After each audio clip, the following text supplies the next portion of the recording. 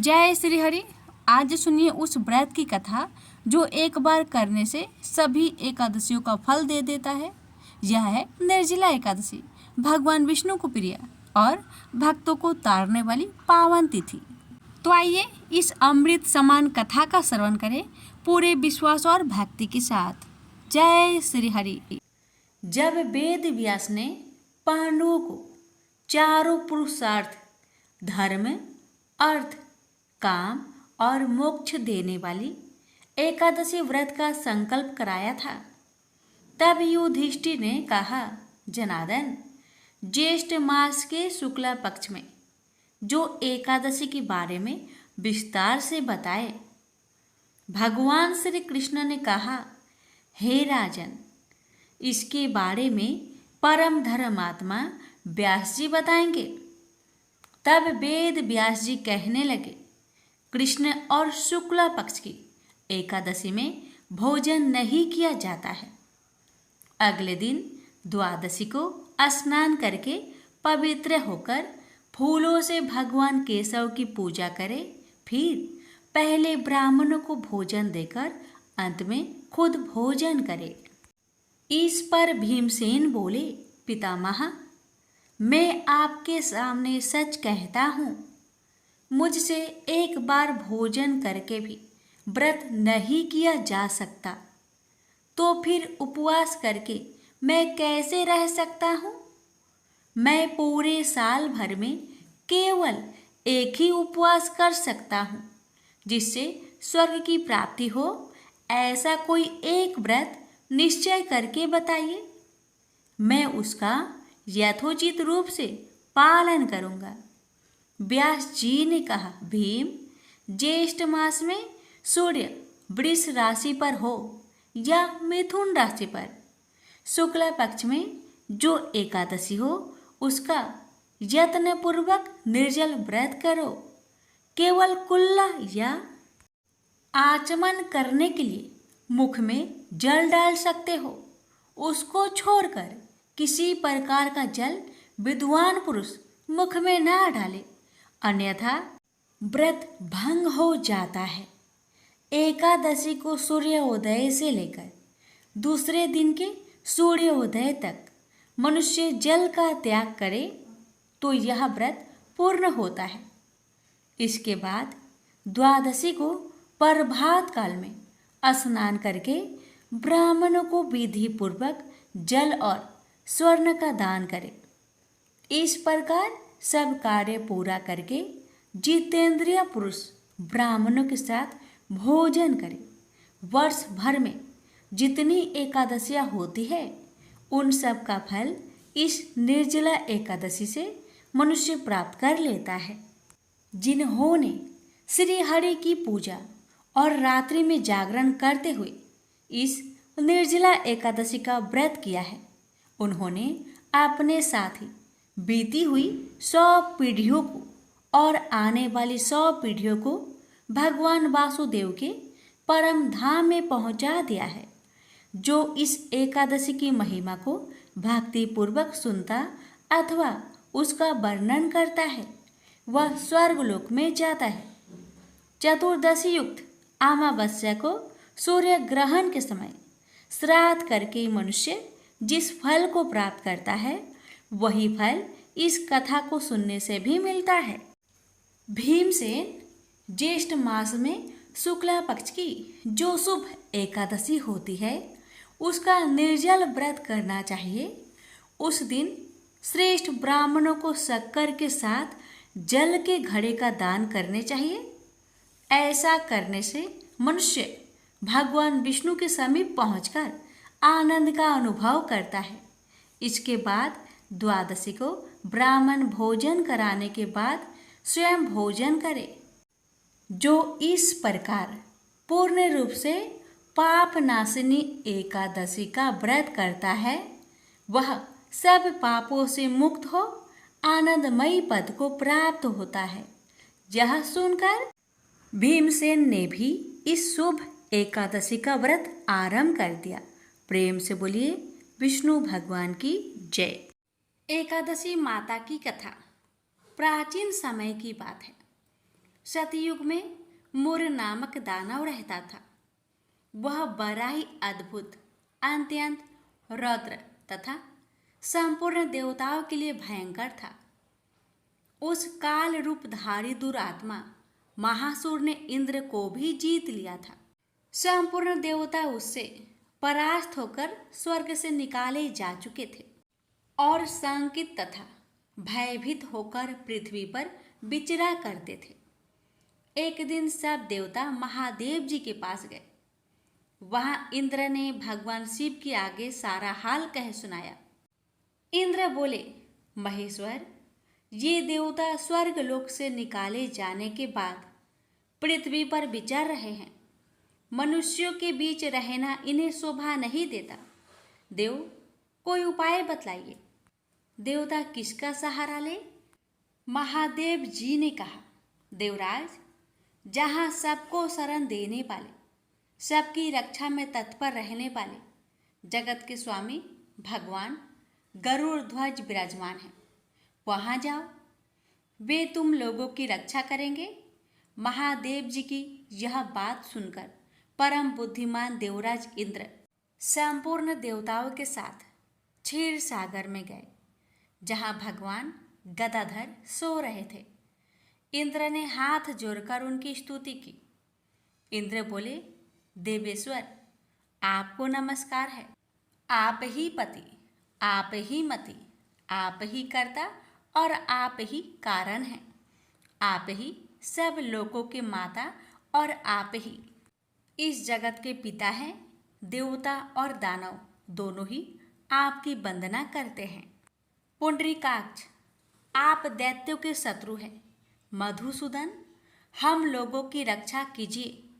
प्रभो जगन्नाथ, अत्यंत उग्र स्वभाव वाले महाबली मूर नामक दैत्य ने इन संपूर्ण देवताओं को जीतकर स्वर्ग से बाहर निकाल दिया है। भगवान देवेश्वर, शरणागत वत्सल देवता भयभीत होकर आपकी शरण में आए हैं। दानवों का विनाश करने वाले कमल नयन भक्त वत्सल देवेश्वर जनार्दन, हमारी रक्षा कीजिए, रक्षा कीजिए। भगवान शरण में आए हुए देवताओं की सहायता कीजिए। इंद्र की बात सुनकर भगवान विष्णु बोले, देवराज, यह दानव कैसा है, उसका रूप और बल कैसा है तथा उस दुष्ट के रहने का स्थान कहाँ है? इंद्र बोले, देवेश्वर, पूर्व काल में ब्रह्मा जी के वंश में तालजंग नामक एक महान असुर उत्पन्न हुआ था, जो अत्यंत भयंकर था। उसका पुत्र मूर दानव के नाम से विख्यात है। वह भी अत्यंत उत्कट, महापराक्रमी और देवताओं के लिए भयंकर है। चंद्रावती नाम से प्रसिद्ध एक नगरी है, उसी में स्थान बनाकर वह निवास करता है। उस दैत्य ने समस्त देवताओं को परास्त करके उन्हें स्वर्गलोक से बाहर कर दिया है। उसने एक दूसरे ही इंद्र को स्वर्ग के सिंहासन पर बैठाया है। अग्नि, चंद्रमा, सूर्य, वायु तथा वरुण भी उसने दूसरे ही बनाए हैं। जनार्दन, मैं सच्ची बात बता रहा हूँ, उसने सब कोई दूसरे ही कर लिए हैं। देवताओं को तो उसने उनके प्रत्येक स्थान से वंचित कर दिया है। इंद्र की यह बात सुनकर भगवान जनार्दन को बड़ा क्रोध आया। उन्होंने देवताओं को साथ लेकर चंद्रावती नगर में प्रवेश किया। भगवान गदाधर ने देखा कि दैत्यराज बारंबार गर्जना कर रहा है और उससे परास्त होकर संपूर्ण देवता दसों दिशाओं में भाग रहे हैं। अब वह दानव भगवान विष्णु को देखकर बोला, खड़ा रह, खड़ा रह। उसकी यह ललकार सुनकर भगवान के नेत्र क्रोध से लाल हो गए। वे बोले, अरे दुराचारी दानव, मेरी इन भुजाओं को देख। यह कहकर श्री विष्णु ने अपने दिव्य बाणों से सामने आए हुए दुष्ट दानव को मारना आरंभ किया। दानव भय से विहल हो उठे। पांडुनंदन, तत्पश्चात श्री विष्णु ने दैत्य सेना पर चक्र का प्रहार किया। उससे छिन्न भिन्न होकर सैकड़ों योद्धा मौत के मुख में चले गए। इसके बाद भगवान मधुसूदन बद्रिका आश्रम को चले गए। वहाँ सिंहावती नाम की गुफा थी जो 12 योजन लंबी थी। उस गुफा में एक ही दरवाजा था। भगवान विष्णु उसी में सो गए। वह दानव मूर भगवान को मार डालने के उद्योग में उनके पीछे पीछे तो लगा ही था, अतः उसने भी उसी गुफा में प्रवेश किया। वहाँ भगवान को सोते देख उसे बड़ा हर्ष हुआ। उसने सोचा, यह दानों को भय देने वाला देवता है, अतः निसंदेह इसे मार डालूंगा। दानव के इस प्रकार विचार करते ही भगवान विष्णु के शरीर से एक कन्या प्रकट हुई, जो बड़ी ही रूपवती, सौभाग्यशालिनी तथा दिव्य अस्त्र शस्त्रों से सुसज्जित थी। वह भगवान के तेज के अंश से उत्पन्न हुई थी। उसका बल और पराक्रम महान था। दानवराज मुर ने उस कन्या को देखा। कन्या ने युद्ध का विचार करके दानव के साथ युद्ध के लिए याचना की। युद्ध छिड़ गया। कन्या सब प्रकार की युद्ध कला में निपुण थी। वह मोर नामक महान असुर उसके हुक्कार मात्रा से राख का ढेर हो गया। दानव के मारे जाने पर भगवान जाग उठे। उन्होंने दानव को धरती पर इस प्रकार निष्प्राण पड़ा देखकर कन्या से पूछा, मेरा यह शत्रु अत्यंत उग्र और भयंकर था, किसने इसका वध किया है? कन्या बोली, स्वामिन, आपके ही प्रसाद से मैंने इस महादैत्य का वध किया है। श्री भगवान ने कहा, कल्याणी, तुम्हारे इस कर्म से तीनों लोकों के मुनि और देवता आनंदित हुए हैं, अतः तुम्हारे मन में जैसी इच्छा हो उसके अनुसार मुझसे कोई वर मांग लो। देव दुर्लभ होने पर भी वह वर मैं तुम्हें दूंगा, इसमें तनिक भी संदेह नहीं है। वह कन्या साक्षात एकादशी ही थी। उसने कहा, प्रभु, यदि आप प्रसन्न हैं तो मैं आपकी कृपा से सब तीर्थों में प्रधान, समस्त विघ्नों का नाश करने वाली तथा सब प्रकार की सिद्धि देने वाली देवी हूँ। जनार्दन, जो लोग आप में भक्ति रखते हुए मेरे दिन को उपवास करेंगे उन्हें सब प्रकार की सिद्धि प्राप्त हो। माधव, जो लोग उपवास, नक्त भोजन अथवा एक भुक्त करके मेरे व्रत का पालन करें उन्हें आप धन, धर्म और मोक्ष प्रदान कीजिए। श्री विष्णु बोले, कल्याणी, तुम जो कुछ कहती हो वह सब पूर्ण होगा। प्रेम से बोलिए, एकादशी माता की जय। एक बार की बात है, देवी सत्यभामा भगवान श्री कृष्ण के पास आती है और उनसे पूछती है, हे भगवान, हे स्वामी, आप नित्य तुलसी को जल देते हैं और देवी रुक्मणी नित्य तुलसी जी के पास दीपक जलाती है। इसके पीछे क्या रहस्य है? मुझे नहीं पता प्रभु, कृपया करके आप तुलसी को जल देने की और तुलसी के पास दीपक जलाने की महत्व सुनाइए। भगवान श्री कृष्ण कहते हैं, हे देवी सत्यभामा, तुमने अत्यंत महत्वपूर्ण प्रश्न किया है। देवी तुलसी लक्ष्मी का ही अवतार है। देवी तुलसी भगवान विष्णु को अत्यंत प्रिय है, इसलिए यह मुझे भी सबसे अधिक प्रिय है। मासों में कार्तिक और वनस्पतियों में मुझे तुलसी बहुत प्रिय है। जो भी मनुष्य तुलसी को जल देता है उस पर मेरी कृपा सदैव बनी रहती है। जो भी मुझे तुलसी पत्र डालकर भोग चढ़ाता है मैं उसे प्रेम से स्वीकार करता हूँ। तुलसी पत्र के बिना मैं किसी भी प्रकार का भोग स्वीकार नहीं करता। हे देवी, आज मैं तुम्हें तुलसी को जल देने और तुलसी के पास दीपक जलाने का महत्व कथा सुनाता हूँ, इसलिए तुम इस कथा को बड़े ही ध्यान से सुनो। जो भी स्त्री इस कथा को ध्यान से पूरा सुनती है वह सदा सुहागन रहती है, उसके घर में सुख समृद्धि आती है और दरिद्रता का नाश होता है। देवी सत्यभामा कहती है, हे स्वामी, मैं इस कथा को बड़े ही ध्यान से पूरा सुनूंगी, कृपया आप मुझसे वह कथा कहिए। तब भगवान श्री कृष्ण देवी सत्यभामा को वह कथा सुनाने लगते हैं। भगवान श्री कृष्ण जी कहते हैं, हे देवी, मध्य देश में श्याम शर्मा नाम का एक वैश्य अपनी पत्नी के साथ रहता था। वैश्य के पास किसी चीज की कोई कमी नहीं थी। ईश्वर की कृपा से उसके पास सब प्रकार के सुख ऐश्वर्य थे, किंतु उस वैश्य की कोई संतान नहीं थी, जिस कारण वे सदैव दुखी रहता था। उसे वैद्य ने संतान प्राप्ति के कई उपाय बताए, मगर उससे कोई फल प्राप्त न हुआ। उसने दान धर्म किया, अनेक प्रकार से वैद्य बुलवाए, उनसे भी नाना प्रकार के उपचार किए, पर उसे संतान की प्राप्ति नहीं हो रही थी। फिर एक दिन वह वैश्य महामुनि वशिष्ठ जी से मिलने के लिए उनके आश्रम पर जाता है। मुनि वशिष्ठ श्याम शर्मा का स्वागत करते हैं और कुशल मंगल पूछते हैं। तब वह श्याम शर्मा मुनि वशिष्ठ से कहते हैं, हे मुनिवर, मैं बहुत दुखी हूँ, बहुत परेशान हूँ। मेरी कोई संतान नहीं है और संतान के बिना मेरा उद्धार कैसे होगा। मैंने संतान प्राप्ति के लिए अनेक उपाय किए, दान धर्म किए, किंतु मुझे संतान नहीं हो रही है।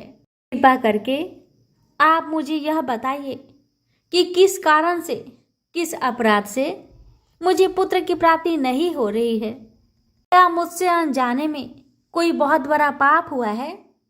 बताइए। तब मुनि वशिष्ठ जी अपनी दिव्य दृष्टि से श्याम शर्मा के पूर्व जन्म के बारे में जान लेते हैं और कहते हैं, हे वत्स, पिछले जन्म में तुम्हारे द्वारा बहुत ही घोर पाप हो गया था। इस कारण से तुम्हें इस जन्म में संतान सुख प्राप्त नहीं हो रहा है। सुनकर श्याम शर्मा बड़ा दुखी हुआ, पर फिर भी श्याम शर्मा कहता है, हे मुनिवर, कृपया मुझे बताइए, पिछले जन्म में मुझसे ऐसा कौन सा पाप हुआ था और उस पाप से मुक्त होने के लिए भी मुझे कौन सा उपाय करना चाहिए? कृपा करके मुझे बताइए। वशिष्ठ जी कहते हैं, हे वत्स, पिछले जन्म में तुमने जो अपराध किया था उसके विषय में सुनो। पिछले जन्म में तुम एक अहंकारी वैश्य थे। तुम्हारा जन्म धनवान कुटुंब में हुआ था। तुमने पिछले जन्म में एक गाय को अत्यंत दुख दिया था। एक दिन एक गाय भूख और प्यास से व्याकुल होकर तुम्हारे द्वार पर आई थी, किंतु तुमने उस गाय को न रोटी खिलाई, न चारा खिलाया और न ही उसे जलपान कराया। तुमने बड़ी ही निर्दयता से उस गाय को अपमानित करके घर से निकाल दिया। उस गाय ने अभी अभी बछड़े को जन्म दिया था और भूख से व्याकुल होने के कारण वह गाय वहीं पर मूर्छित होकर गिर पड़ी और उस दिन वह अपने बछड़े को दूध नहीं पिला पाई। इसलिए इस गाय ने तुम्हें श्राप दे दिया था। इस गाय के श्राप के कारण तुम्हारी ऐसी दुर्दशा हो रही है। उस गाय के श्राप के कारण तुम्हें इस जन्म में संतान नहीं हो पा रही। वशिष्ठ जी की बात सुनकर उसे बड़ा दुख हुआ और वह स्वयं को कोसने लगा और कहने लगा, हाय, मैंने ये क्या कर दिया। एक बेचारी दुखी गौ माता की सेवा नहीं की। मैंने बहुत बड़ा गुनाह किया है और उसी का दंड मुझे भोगना पड़ रहा है। श्याम शर्मा वशिष्ठ जी से कहता है, हे मुनिवर, मुझसे बहुत बड़ा अपराध हुआ है। अब मैं इस पाप का प्रायश्चित कैसे करूं? क्या करूं? कृपया आप ही मुझे मार्गदर्शन दीजिए। मैंने जो पाप किया है उससे मुक्ति का कोई उपाय भी अवश्य होगा। मैं अपना सब कुछ देकर उस पाप का प्रायश्चित करूंगा। कृपया आप ही कोई उपाय बताएं। मुझे संतान प्राप्ति कैसे हो सकती है, बताए, क्योंकि शास्त्र कहते हैं पुत्र के बिना मनुष्य का उद्धार नहीं हो सकता। तब मुनि वशिष्ठ कहते हैं, हे वत्स, इस पाप का एक ही उपाय है, तुम पुत्र प्राप्ति के लिए पुत्रेष्ट यज्ञ करो। इसी यज्ञ के फलस्वरूप तुम्हें संतान की प्राप्ति होगी। इस यज्ञ को संपन्न करके तुम ब्राह्मण को भोजन कराओ, वस्त्र और गाय का दान करो, तभी तुम्हें इस पाप से मुक्ति मिलेगी। तब श्याम शर्मा वशिष्ठ जी को धन्यवाद देते हुए कहते हैं, हे मुनिवर, आपका कोटि कोटि धन्यवाद। मैं आपके कहे अनुसार अवश्य ही पुत्रेष्ट यज्ञ करूंगा और ब्राह्मणों को गायों का दान करूंगा। इतना कहकर श्याम शर्मा जल्दी से अपने घर को लौट आता है और अपनी पत्नी को सारी बात सुनाता है।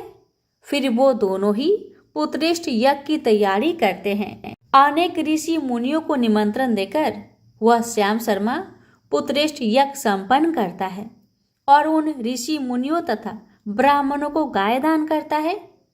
यज्ञ के संपन्न होने के पश्चात यज्ञ की आग से अग्निदेव प्रकट होते हैं और उस श्याम शर्मा से कहते हैं, हे श्याम शर्मा, आज तुम्हारा यज्ञ सफल हुआ है। तुमने पुत्र प्राप्ति के लिए यह यज्ञ किया था, इसलिए तुम्हें मेरी कृपा से एक पुत्र की प्राप्ति होगी, किंतु तुम्हारे पुत्र की आयु केवल 18 वर्ष की ही होगी और 18 वर्ष समाप्त होने के पश्चात तुम्हारा पुत्र की मृत्यु हो जाएगी। इतना कहकर अग्निदेव अंतर्ध्यान हो जाते हैं। पुत्रेष्ट यज्ञ करके और अग्निदेव से पुत्र का वरदान प्राप्त करके वह श्याम शर्मा बहुत प्रसन्न तो हुआ, किंतु उसे बड़ा दुख भी हुआ। श्याम शर्मा ने सोचा, पुत्र न होने से अच्छा है कम आयु वाला पुत्र ही ठीक है। फिर वह पहले की तरह अपने काम में लगा रहा। कुछ ही दिनों पश्चात उसकी पत्नी ने गर्भ धारण किया। श्याम शर्मा ने पुत्र के जन्म से पूर्व किए जाने वाले सभी संस्कार किया और फिर उसे एक अत्यंत सुंदर पुत्र की प्राप्ति हुई। वह बालक बड़ा ही तेजस्वी दिखाई पड़ रहा था। श्याम शर्मा ने पुत्र के जन्म के बाद किए जाने वाले भी सभी संस्कार किया और पुत्र को गुरुकुल में शिक्षा प्रदान की। श्याम शर्मा का पुत्र जैसे जैसे बड़ा होने लगा, श्याम शर्मा को बहुत अधिक चिंता सताने लगी। फिर जब उसका पुत्र 16 वर्ष का हुआ तो श्याम शर्मा की पत्नी ने उससे कहा, अब हमें अपने पुत्र का विवाह कर देना चाहिए, हमारा पुत्र अब विवाह के योग्य हो गया है। श्याम शर्मा ने कहा, हे प्रिय, विधि के विधान के अनुसार हमारे पुत्र की आयु केवल 18 वर्ष की ही है। 18 वर्ष के पश्चात हमारे पुत्र की मृत्यु हो जाएगी, इसलिए इसका विवाह करके किसी कन्या के जीवन को बर्बाद नहीं करना चाहिए। वह तो 2 वर्षों बाद विधवा हो जाएगी, फिर उसे जीवन में अनेक कष्ट सहन करने पड़ेंगे। लेकिन श्याम शर्मा की पत्नी नहीं मानी। वह अपने पुत्र का विवाह होता देखना चाहती थी। श्याम शर्मा की पत्नी कहती है, हे नाथ, कुछ भी हो, मैं अपनी पुत्र को अविवाहित मरते हुए नहीं देख सकती। हमारे पास किस चीज की कमी है बताइए। हमारी पुत्र वधू इस संपत्ति को प्राप्त करके सुखी जीवन जी सकती है, इसलिए अब आप संकोच ना करें और हमारे पुत्र के लिए सुंदर कन्या की खोज करें। अपनी पत्नी की मन के आगे श्याम शर्मा की एक ना चली और फिर वह पुत्र के विवाह के लिए मान गया। फिर उसने पास की ही नगर में रहने वाले एक अत्यंत गरीब वैश्य की पुत्री के साथ अपने पुत्र का विवाह संपन्न किया। श्याम शर्मा की बहू का नाम सुभद्रा था। वह अत्यंत गुणवान, चरित्रवान और प्रतिव्रता नारी थी। वह अपने पति की मृत्यु की बात को नहीं जानती थी। सुभद्रा नित्य अपने सास ससुर और अपने पति की सेवा करने लगी। वह सभी के साथ बड़े प्रेम से रहा करती थी, कभी भी बड़ों की आज्ञा का उल्लंघन नहीं करती थी। उसने अपनी मधुर वाणी और कार्य कुशलता से सभी के दिल को जीत लिया था। इस प्रकार से 2 साल बीत गए और फिर वह समय निकट आ गया जब श्याम शर्मा की पुत्र की मृत्यु होने वाली थी। श्याम शर्मा को बड़ा भय लगने लगा। फिर एक दिन उसने अपनी बहू को बुलाया और कहा, बहू मुझे माफ कर दो, बहू मुझे माफ कर दो। बहू कहने लगी, हे पिताश्री, आप मुझसे क्षमा क्यों मांग रहे हैं? तब श्याम शर्मा ने कहा, मैंने तुम्हारे साथ बड़ा अन्याय किया है। सुभद्रा ने कहा, हे ससुर जी, आप ऐसा क्यों कह रहे हैं? आप मुझसे क्षमा मांगकर मुझे लज्जित ना कीजिए।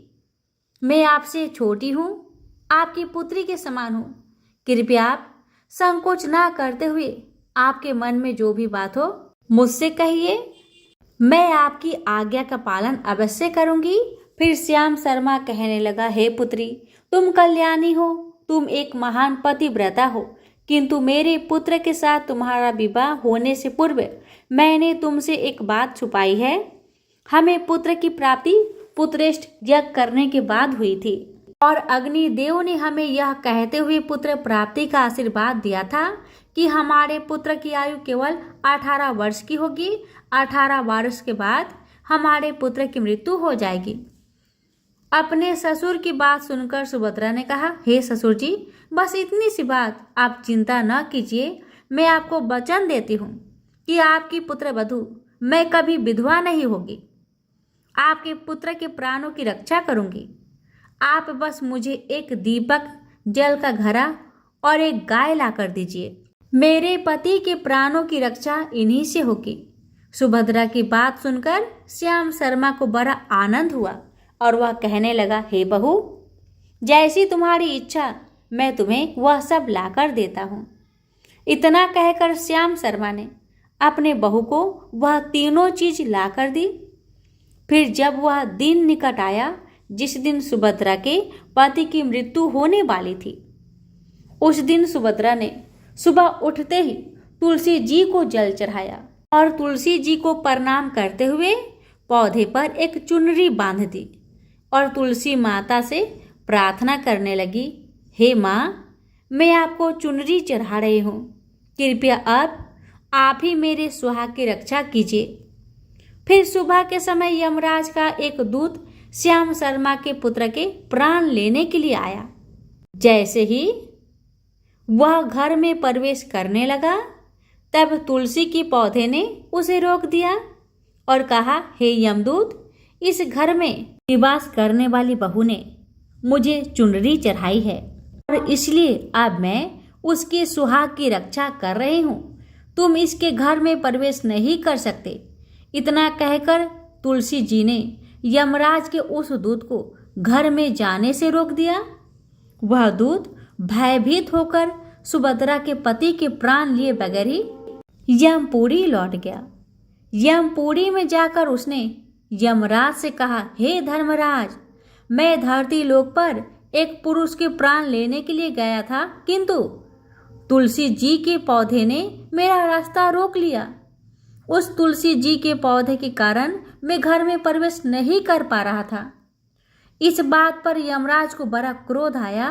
फिर उन्होंने अन्य 2 दूतों को बुलाया और कहा, अब तुम शाम के समय सुभद्रा के घर जाओ। जब तुलसी का पौधा सो रहा होगा, तुम उसके पति के प्राण लेकर यमलोक में चले आना। फिर शाम के समय यमराज के 2 दूत सुभद्रा के घर की ओर निकल पड़े। सुभद्रा ने शाम होते ही तुलसी जी के पास एक घी का दीपक जला दिया और उससे प्रार्थना की, हे दीपक, अब तुम ही मेरे पति की प्राणों की रक्षा करो। यम के दूत मेरे पति के प्राण लेने के लिए आ रहे हैं। अब तो फिर शाम हो गई। तुलसी जी का पौधा सो गया और यमराज के 2 दूत सुभद्रा के घर के सामने आकर खड़े हो गए और सोचने लगे, अब तो इस मनुष्य के प्राण लेकर ही यमपुरी में लौटेंगे। जैसे ही यम के दूत सुभद्रा के घर में प्रवेश करने लगे, तुलसी जी के पास लगाए हुए दीपक ने उनका रास्ता रोक दिया और कहा, हे दूतों, तुम अब इस सुभद्रा के पति के प्राण नहीं ले जा सकते। उस स्त्री ने मुझे प्रज्वलित करके, यानी दीपक को प्रज्वलित करके अपने पति की प्राणों की रक्षा करने की प्रार्थना की है, इसलिए अब मैं उसके पति की प्राणों की रक्षा कर रहा हूँ। इसलिए तुम आज उसके पति के प्राण नहीं ले जा सकते। तुम यहीं से लौट जाओ, नहीं तो मैं सब कुछ जलाकर भस्म कर दूंगी और मेरी अग्नि में तुम दोनों भी जलकर भस्म हो जाओगे। उस पर दीपक की बात सुनकर यमराज के दूत भयभीत हो गए और फिर यमपुरी लौट गए। वहां पर जाकर उन्होंने यमराज जी को सारा वृत्तांत सुनाते हुए कहा, हे यमराज, आपकी आज्ञा का पालन करते हुए हम दोनों शाम के समय उस पुरुष के प्राण लेने के लिए गए थे, किंतु तुलसी जी के पास लगाए हुए दीपक ने हमारा रास्ता रोक दिया, इसलिए हम खाली हाथ ही वापस आ गए। यह सुनकर यमराज भगवान को बड़ा क्रोध आ गया। फिर उन्होंने अन्य 4 दूतों को बुलाया और कहा, अब तुम सुबह उस सुभद्रा के जागने से पहले ही जाओ और उसके पति के प्राण लेकर आओ। यमराज जी की आज्ञा पाकर दूत सुबह सुभद्रा के घर की तरफ जाने लगे, लेकिन इधर सुभद्रा ने रात को ही घर के दरवाजे के सामने जल से भरा हुआ लोटा रख दिया और उससे प्रार्थना की कि मेरे पति की रक्षा कीजिए। यम के दूत मेरे पति के प्राण लेने के लिए आ रहे हैं। अब आप ही मेरे सुहाग की रक्षा कर सकते हैं। इतना कहकर वह सुभद्रा सोने के लिए चली गई। इधर यम के दूत सुबह सुभद्रा के जागने से ही पहले उसके घर पर पहुंच गए। जैसे ही वह घर के अंदर प्रवेश करने लगे, तब उस लोटे के अंदर से भरे हुए जल ने कहा, तुम रुक जाओ, अब तुम इस घर में प्रवेश नहीं कर सकते। यह घर अब मेरी सुरक्षा में है। मैं सुभद्रा की पति के प्राण तुम्हें लेकर नहीं जाने दूंगा। अगर तुमने इस घर में प्रवेश किया तो मैं नरक की अग्नि को बुझा दूंगा, इससे सारा नरक लोक डूब जाएगा। यह सुनकर यमराज जी के दूत घबरा गए और एक दूसरे की तरफ देखकर उस स्थान से भाग गए।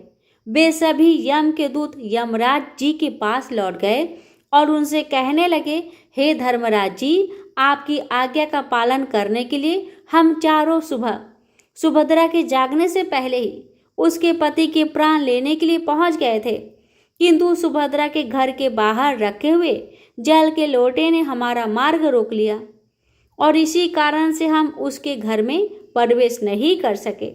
अब यमराज को बहुत ही अधिक क्रोध आ गया। इस बार उन्होंने 8 यमदूतों को बुलाया और कहा, हे यमदूतों, अब जल्दी से जाओ और बलपूर्वक उस मनुष्य के प्राण खींचकर यमलोक में लेकर आओ। फिर दिया था और गौ माता से विनती की, हे गौ माता, आज यमदूत मेरे पति के प्राण लेने के लिए आ रहे हैं। अब आप ही मेरे सुहाग की रक्षा कीजिए, आप ही कर सकते हैं। हे गौ माता, मैं आपकी शरण में आई हूँ, कृपया मुझे विधवा होने से बचा लीजिए। उस गाय ने कहा, हे पुत्री, तुम चिंता मत करो, तुम्हारे पति की प्राणों की रक्षा स्वयं मैं करूँगी। मेरे होते हुए यम के दूत तुम्हारे घर में प्रवेश नहीं कर पाएंगे, इसलिए तुम चिंता से मुक्त होकर अपने पति की सेवा करो। फिर जैसे ही वे यमदूत घर के अंदर प्रवेश करने के लिए आगे बढ़ते हैं, तब वह गाय उन्हें रोक देती है और कहती है, इस घर में तुम लोग प्रवेश नहीं कर सकते, इस घर की रक्षा मैं कर रही हूँ। मेरे रहते कोई भी इस घर के अंदर प्रवेश नहीं कर सकता। यदि तुमने घर के अंदर प्रवेश करने का कोशिश किया तो मैं तुम सभी को श्राप दे दूंगी। अगर तुम्हें इस घर के अंदर प्रवेश करना है तो पहले मेरे प्राण लेने पड़ेंगे और तुम सभी को गौ हत्या का पाप लगेगा, जिसका कोई प्रायश्चित नहीं है। वहां पर उपस्थित सभी यमदूत गाय माता की श्राप देने वाली बात को सुनकर भयभीत हो गए। वे जानते थे कि गाय के द्वारा दिए गए श्राप से कोई मुक्त नहीं कर सकता और गौ हत्या तो संसार का सबसे बड़ा अपराध है, महापाप है, जिसका कोई भी प्रायश्चित नहीं है। इसलिए वे सभी वहां से खाली हाथ लौटकर यमराज जी के पास चले गए।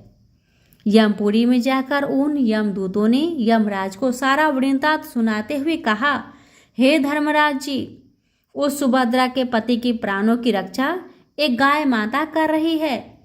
उस गाय ने हमें श्राप देने की बात कही है, इसलिए हम सभी डरकर आपके पास लौट आए हैं।